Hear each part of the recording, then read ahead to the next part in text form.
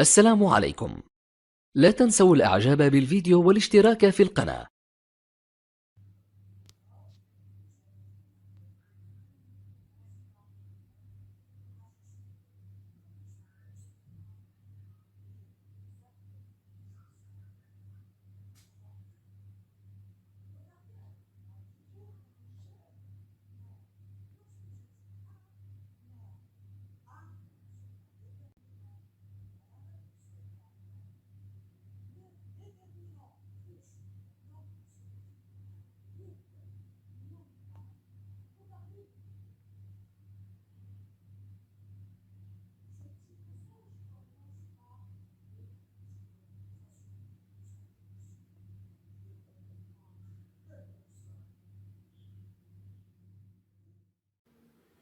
السلام عليكم.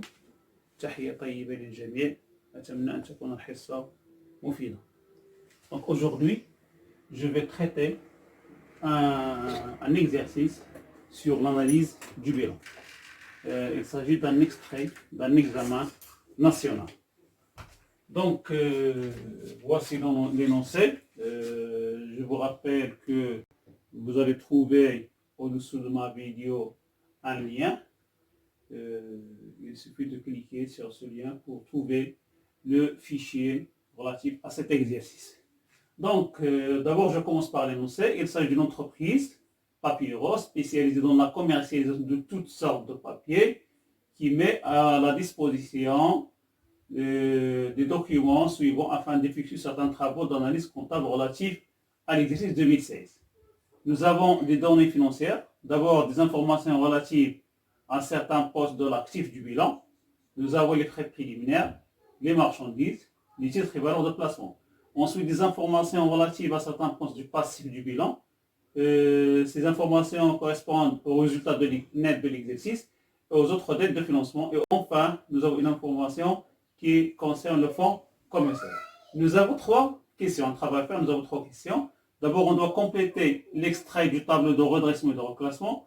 Ensuite, on va calculer et interpréter quelques fonds et des ratios. Et ensuite, nous avons la troisième question. On doit cocher la bonne réponse. Je commence par la première question.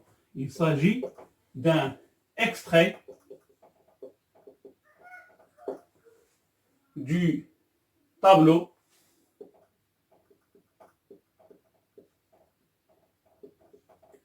de redressement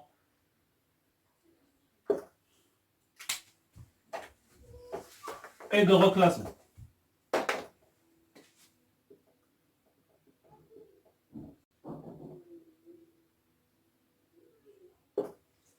Donc, nous avons les frais préliminaires, marchandises, titres et valeurs de placement, résultats nets de l'exercice, autres dépenses et composantes. Donc, nous avons 6 retraites. Donc, d'abord, je vais dresser le tableau.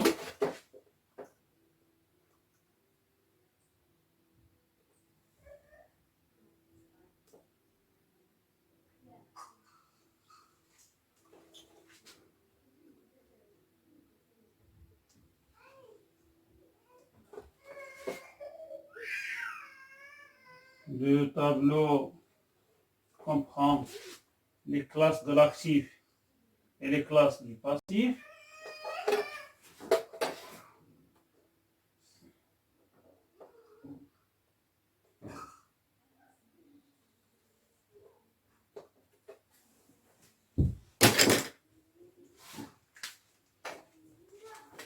Nous avons les valeurs comptables.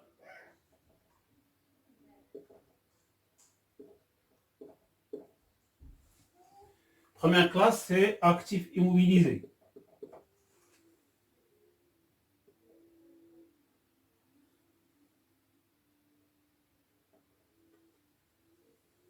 Ensuite, stock.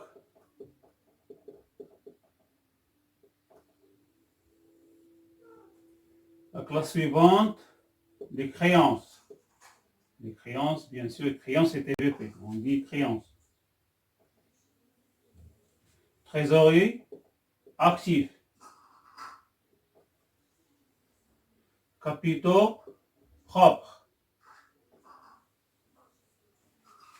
dette à long et moyen terme. Et enfin, dette à court terme.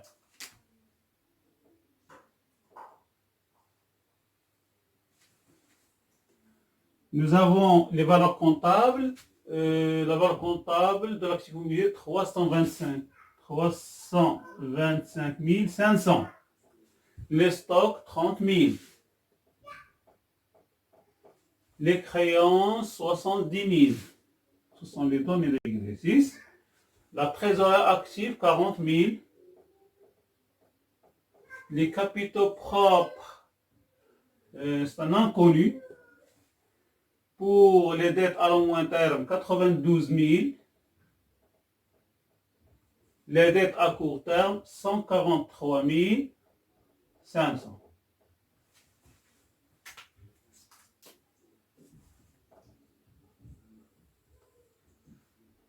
Donc, j'ai les frais préliminaires, les frais préliminaires,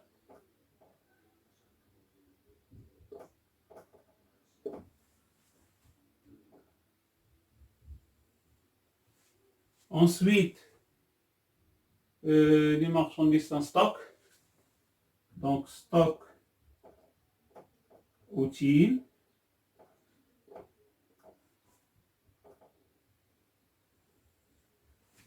ensuite les TVP, je vais traiter les TVP, le résultat net de l'exercice, le résultat net,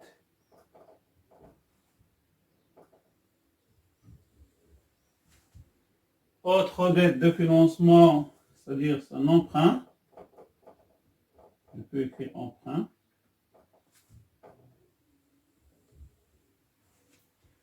le fonds commercial, le fonds commercial.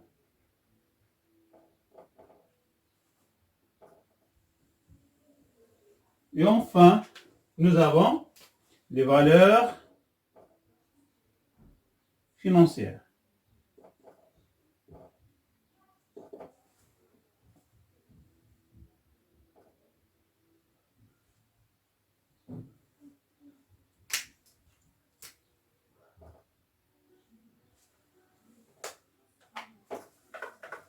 Donc, je vais traiter chaque élément. Je commence d'abord par les frais préliminaires. Donc, les frais préliminaires. Comment je vais les traiter? D'après les données, nous avons la valeur brute, les amendes de provision, et la valeur nette, c'est 10 000. Il s'agit des frais d'augmentation du capital. Donc, les frais préliminaires, ce sont des immobilisations en non-valeur. Ils ont une existence fictive. C'est-à-dire que dans la réalité, ils n'existent pas. Donc, on doit, le retraitement qu'on va faire, on va les retrancher de l'actif immobilisé. Et la même chose, on va les retrancher des capitaux propres. Nous avons la valeur 10 000 retranchée, donc je vais mettre moins 10 000 et au niveau de la classe des capitaux propres, moins 10 000. Je passe au stock utile. Les marchandises, nous avons la valeur brute, la valeur amortie de provision et la valeur nette, c'est 50 000. Et le stock utile, je passe deuxième élément, stock utile.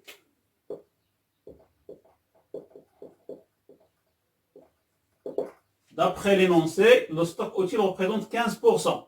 Donc la valeur du stock utile, c'est la valeur nette du stock de marchandises 50 000 au 15%.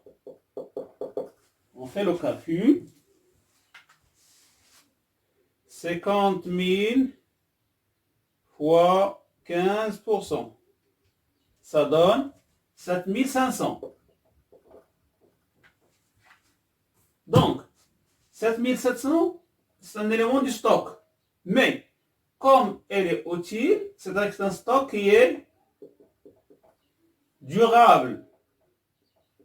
On dit stock utile au stock minimum, au stock de sécurité. L'entreprise doit garder toujours une valeur qui est égale à 7 500 comme stock. Puisque ce stock doit être toujours à l'actif, donc on va changer sa classe. Il ne va pas rester dans la classe du stock, donc on va le retrancher, moins 7 500.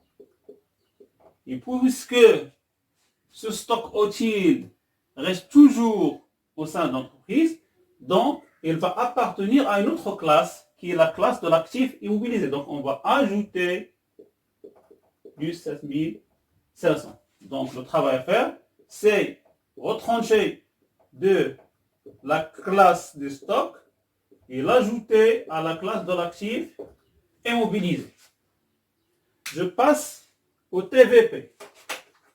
Comment je vais retraiter, comment je vais étudier, comment je vais analyser les TVP. D'après l'énoncé, nous avons titre et valeur de placement, brut 17 500, amortissement et provision 5 000, la valeur nette c'est 12 500. Les observations. Nous avons des TVP difficilement négociables de valeur 5 000 et les TVP facilement cessibles 2 500. Donc, pour les TVP, j'ai deux catégories. Les difficilement cessibles, c'est-à-dire l'entreprise va trouver des difficultés pour les céder. Donc, nous avons une valeur de 5 000.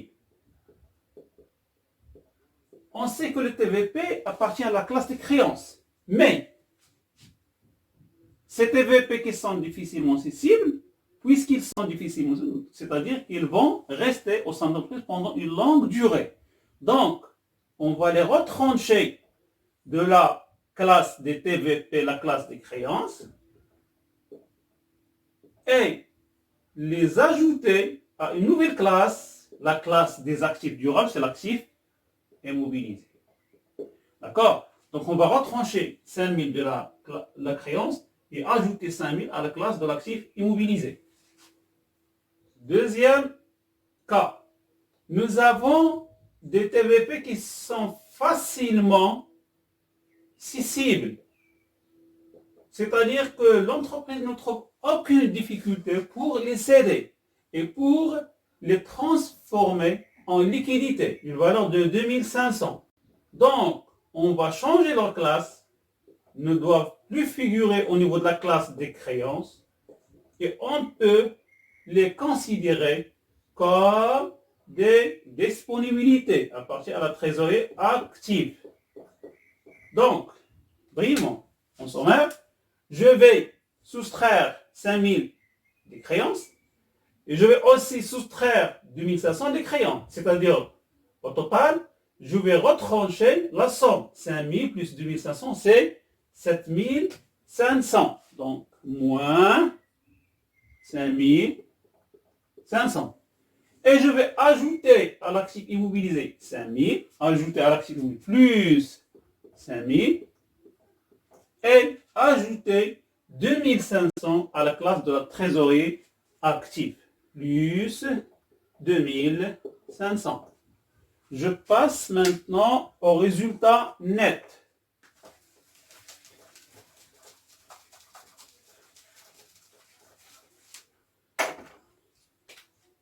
Donc, résultat net, les informations de l'exercice. Nous avons un montant de 50 000, c'est la valeur du résultat net de l'exercice, mais l'entreprise envisage de distribuer 30% du résultat avant le 31/5/2017. Donc, la partie à distribuer, ce qu'on appelle généralement les dividendes. est égal à 30% du résultat. C'est-à-dire que est égal à 50 000 fois 30%. 30%, c'est 500, donc c'est 15 000. Donc, on sait que le résultat net, c'est un élément du capital propre. Mais, comme cette partie qui est égale à 15 000 va être considérée comme dividende, c'est-à-dire qu'elle ne doit plus être considérée comme élément du capital propre, mais on va la transformer en autre élément. Il s'agit d'une dette. Cette dette, c'est une dette à court terme, car on va la distribuer avant le 31/5/2017, c'est-à-dire au cours de l'exercice. Donc, on va la retrancher du capital propre et l'ajouter aux dettes à court terme, puisque la durée ne dépasse pas un an. Donc, moins 15 000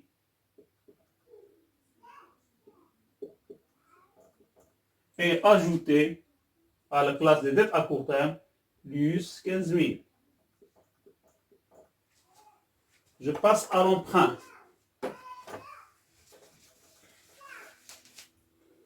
L'emprunt, les informations que nous avons, autre dette de financement, le montant 51 561, une fraction d'emprunt de 9 000 est remboursable le 36/2017. Donc, nous avons un montant de 9 000 d'un emprunt à long terme, de dette à long et à moyen terme, à rembourser avant le 36 ans, c'est-à-dire dans 6 mois. Dans 6 mois. Donc, ce montant, on va le classer comme dette à court terme. Donc, on va retrancher 9 000 de la classe des dettes à long et à moyen terme et l'ajouter à la classe des dettes à court terme, car l'échéance de remboursement est inférieure à un an. Donc, je vais retrancher de la classe des dettes à long et moyen terme moins 9 000 et l'ajouter à la classe des dettes à court terme. Je passe au dernier élément, il s'agit du fonds commercial. Les informations que nous avons, le fonds commercial créé par l'entreprise est d'une valeur de 150 000 dirhams, c'est-à-dire le fonds commercial, nous avons une valeur de 150 000 dirhams. On sait que le fonds commercial est un élément de l'actif immobilier. Donc on va ajouter 150 000 dirhams. Et généralement, la ressource pour créer ce fonds commercial, c'est les capitaux propres. Donc on va ajouter 150 000 dirhams. Donc, maintenant on est arrivé au calcul des valeurs financières. Pour la classe actif immobilier, la valeur déduite du bilan comptable, c'est 325 500. Mais nous avons fait des retraitements, des additions et des soustractions. Donc, pour trouver cette valeur, c'est 325 500 moins 10 000 plus 7 500 plus 5 000 plus 150 000 pour trouver la valeur financière. Et je vais faire la même chose pour les autres colonnes. Sauf pour la première, la colonne des capitaux propres. Nous avons condamné ici 300. Nous avons, on sait la valeur financière. Et ce qui est demandé, c'est de trouver la valeur comptable. Donc, je vais faire les calculs. Pour la première colonne, 325 500 moins 10 000 plus 7 500 plus 5 000 plus 150 000.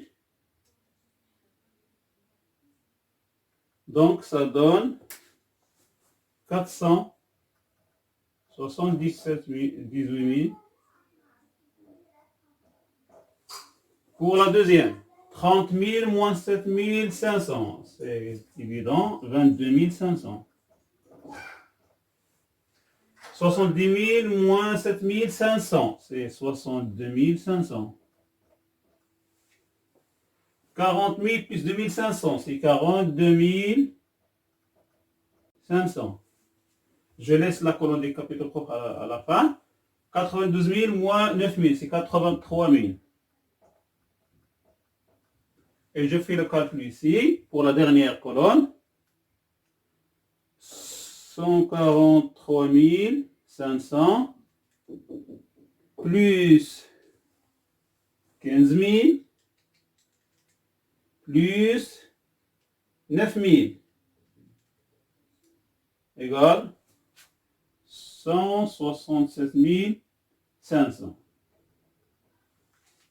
Pour trouver cette valeur, donc, je suppose que cette valeur est égale à x. Donc nous avons, on cherche la valeur comptable des capitaux propres. Je vais la supposer x. Donc nous avons x moins 10 000 moins 15 000 plus 150 000 égale 375 000. D'où x égale 375 000 plus 10 000 plus 15 000 moins 150 000. Je fais le calcul. Donc, 375 000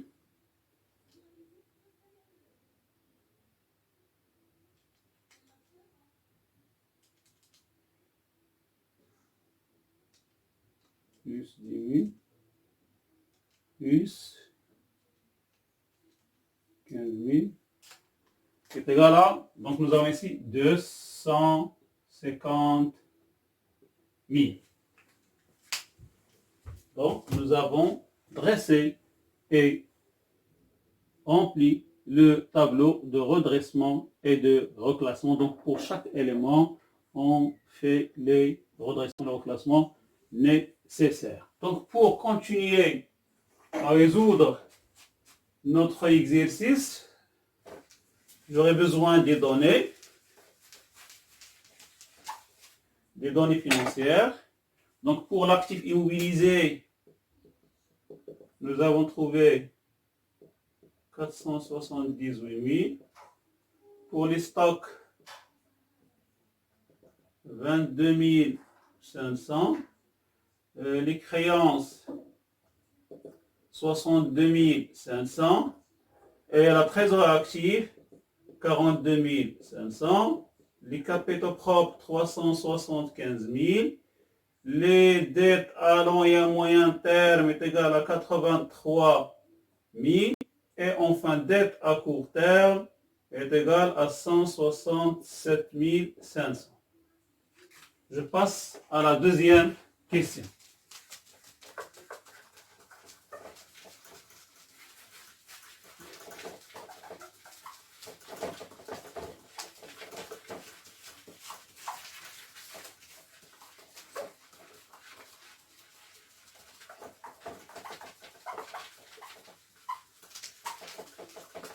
Donc, pour la deuxième question, on doit calculer et interpréter.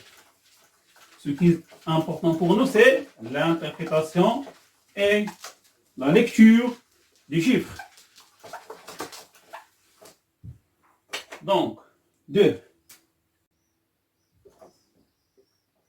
Calcul et interprétation. Je commence par le premier élément. Il s'agit du fonds de roulement liquidité. Fonds de roulement liquidité est égal. D'abord, je vous rappelle la formule. C'est capitaux propres plus dette à long et à moyen terme, moins actifs immobilisés. Donc, la valeur des capitaux propres, d'après la première question, c'est 375 000 plus dette à long moyen terme, c'est 83 000, moins l'actif immobilier, c'est 478 000. Je fais le calcul. 375 000 plus 83 000 moins 478 000 égale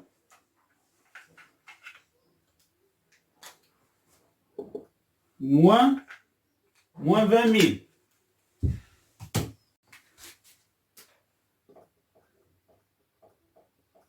Donc, on remarque que le résultat est négatif. Donc, je vais calculer, interpréter. Le fonds de roulement liquidité est inférieur à 0. Qu'est-ce qu'on peut dire? L'entreprise ne dispose pas de fonds de roulement liquidité. Pour dire que l'entreprise dispose d'un fonds de roulement liquidité, il faut que le calcul nous donne un résultat qui est positif. Je peux dire d'une autre manière. Nous avons une valeur qui est négative. Mathématiquement, A moins B inférieur à 0, cela équivaut à dire que A est inférieur à B.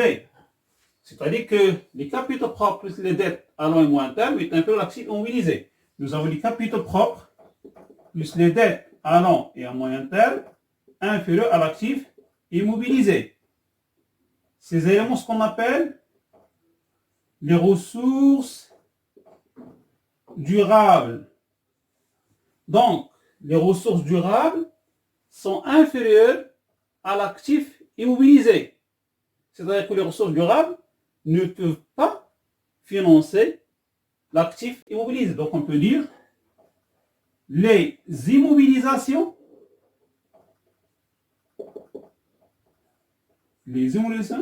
ne sont pas financées intégralement, globalement, totalement, intégralement par les ressources durables. C'est-à-dire, pour financer les immobilisations, l'entreprise doit utiliser autres moyens que les capitaux propres et les dettes à long et à moyen terme. C'est clair? Donc, je passe au deuxième élément.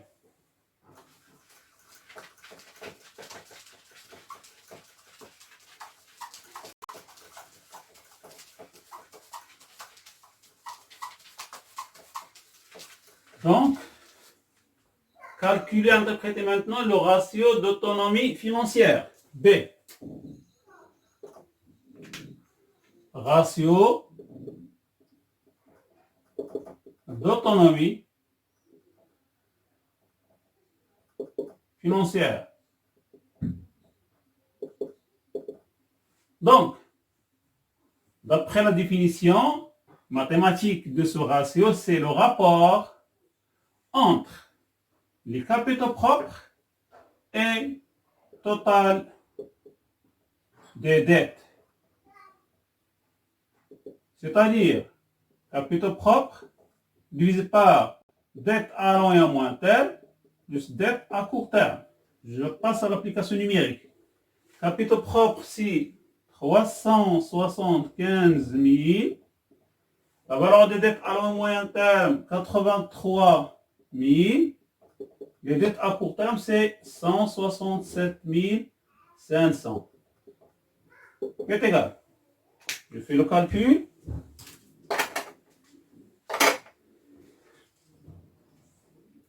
Donc, 375 000 divisé par 83 000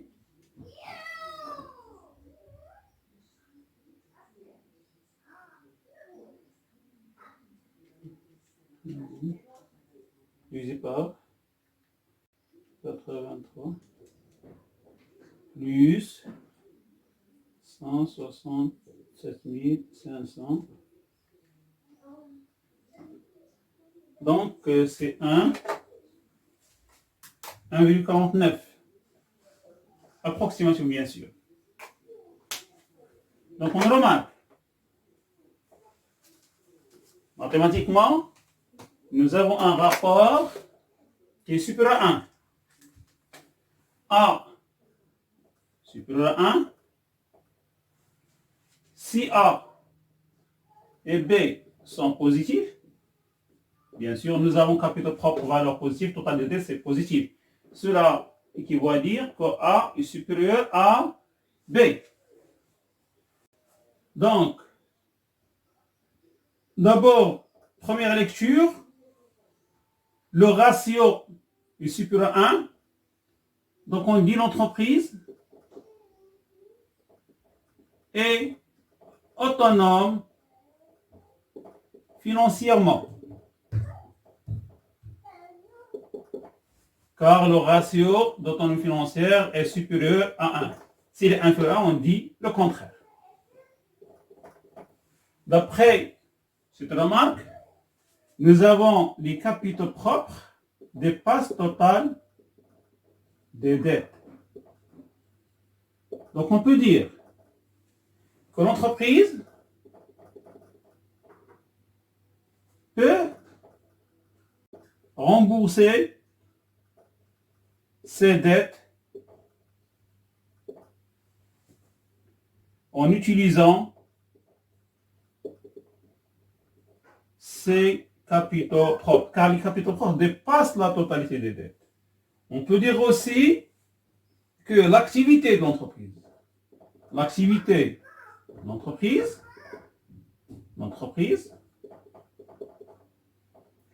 est financée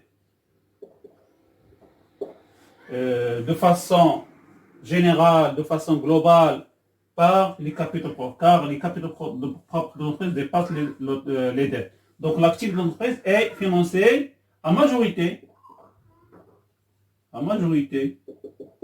par ses capitaux propres.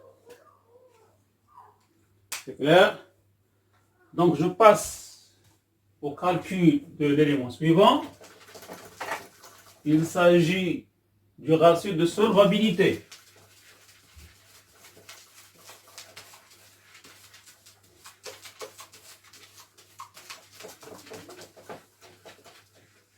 Donc, troisième élément.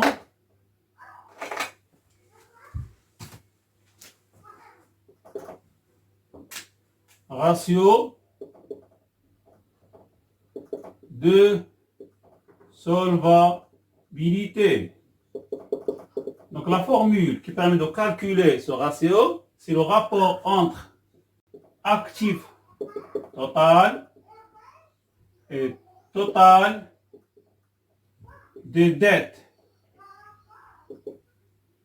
Actif total, c'est l'actif immobilisé plus stock plus créance plus trésor actif divisé par total des dettes, c'est les dettes à long et à moyen terme plus dettes à court terme. Je passe à l'application numérique. Actif immobilisé, c'est 478 000 plus 22 500 plus 62 500 plus 42 500 divisé par 83 000 plus 167 500, ce sont les données et les résultats de la première question. Je fais le calcul. Donc, 468 000 plus 22 500 plus 62 500 plus 42 500 divisé par 83 000 plus 167 500 égale 2,41.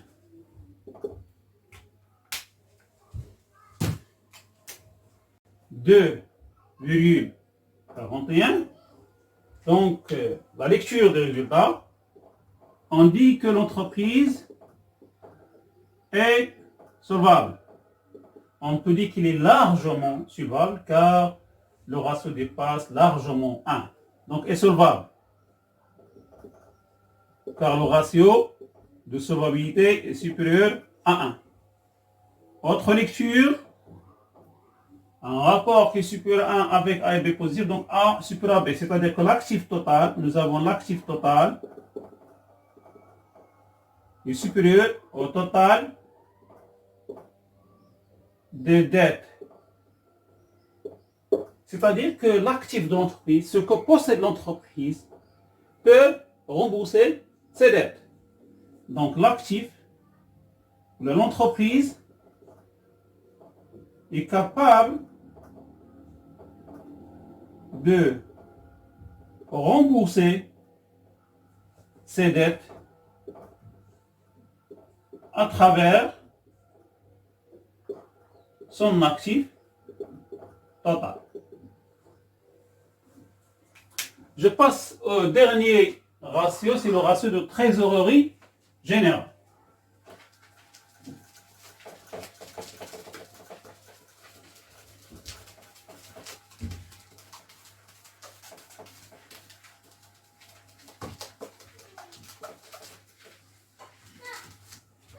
Donc le dernier ratio, il s'agit du ratio de trésorerie générale. Ratio de trésorerie générale. C'est le rapport entre actifs circulants et les dettes à court terme. L'actif circulant, c'est le stock plus les créances plus la trésorerie active divisé par la dette à court terme. Application numérique, stock c'est 22 500, créances 62 500, trésorerie active 42 500. Et la dette à court terme c'est 167 500. Égal. Je passe au calcul. Donc, 22 500 plus 62 500 plus 42 500 divisé par 167 500 égale. Donc, égal à 0,76 en pourcentage. 76 sur 100, c'est-à-dire 76%. Donc, la lecture. Nous avons ici un ratio qui est inférieur à 1. A sur B inférieur à 1. Avec A et B positif. C'est-à-dire l'actif circulant d'état ont des valeurs positives. Donc, qui va dire que A est inférieur à B. Donc, la lecture, nous avons l'actif circulant qui est inférieur aux dettes à court terme, car le ratio de trésorerie générale est inférieur à 1. Donc, est-ce que l'actif circulant peut rembourser les dettes à court terme? Non, car la valeur de l'actif circulant est inférieure aux dettes à court terme. Donc, la lecture, l'actif circulant de l'entreprise ne peut pas rembourser ses dettes à court terme. Mais on remarque que l'actif circulant représente 76% des dettes à court terme. C'est-à-dire qu'il ne peut rembourser que 76%.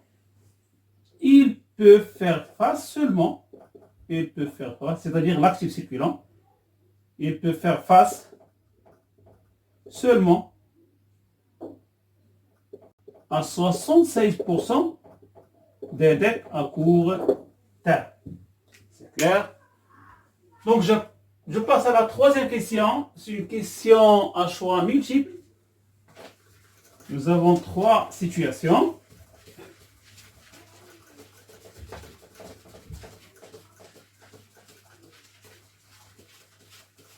D'abord, je peux passer ici.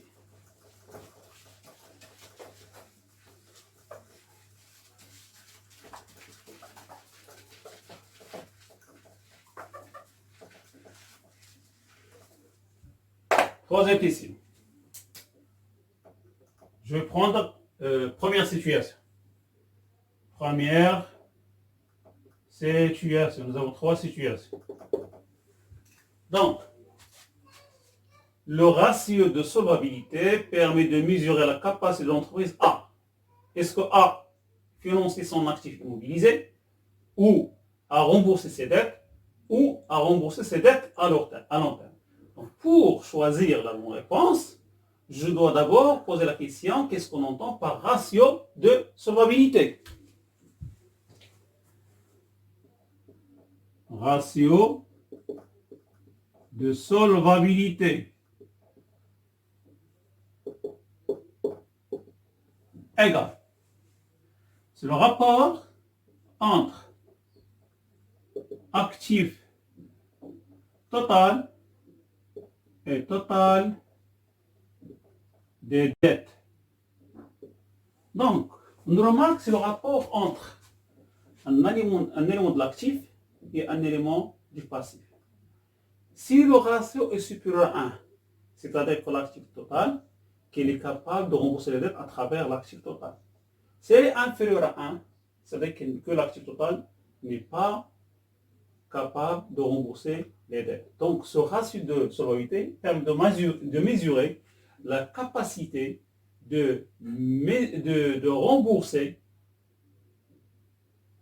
quoi? Total des dettes à travers l'actif total. C'est clair? Donc, la bonne réponse, c'est que le ratio de solvabilité permet de mesurer la capacité de l'entreprise à... Et le bon choix, c'est rembourser ses dettes. S'il est supérieur à 1, c'est-à-dire qu'il est capable de rembourser ses dettes à travers l'actif total. S'il est inférieur à 1, donc il n'est pas solvable, il n'est pas capable de rembourser ses dettes à travers l'actif. Donc ce ratio mesure la capacité de rembourser les dettes. C'est la bonne réponse. Je passe à la deuxième situation. Deuxième situation. Le ratio de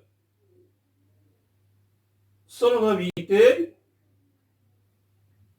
le ratio de trésorerie générale mesure la capacité de l'entreprise à rembourser ses dettes à court terme par, est-ce que par son actif circulant hors trésorerie ou par son actif circulant ou par sa trésorerie. Pour répondre et choisir la bonne réponse, je pose la question, qu'est-ce qu'on entend d'abord par ratio de trésorerie générale? Ratio de trésorerie générale. C'est le rapport entre actifs circulants et dettes à court terme.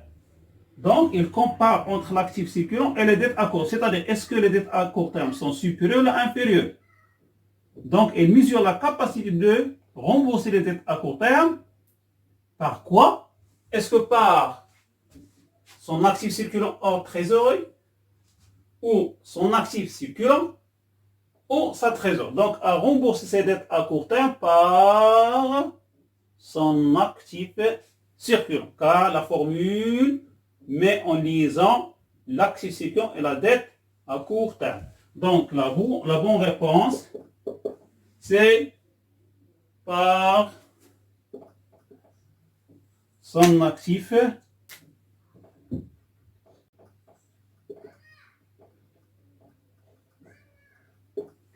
Donc, en répondant à cette question, j'arrive à la fin de ma présentation et ma correction à cet examen national. J'espère que toutes les explications soient bien claires et à la prochaine occasion, Inch'Allah. Salam alaikum.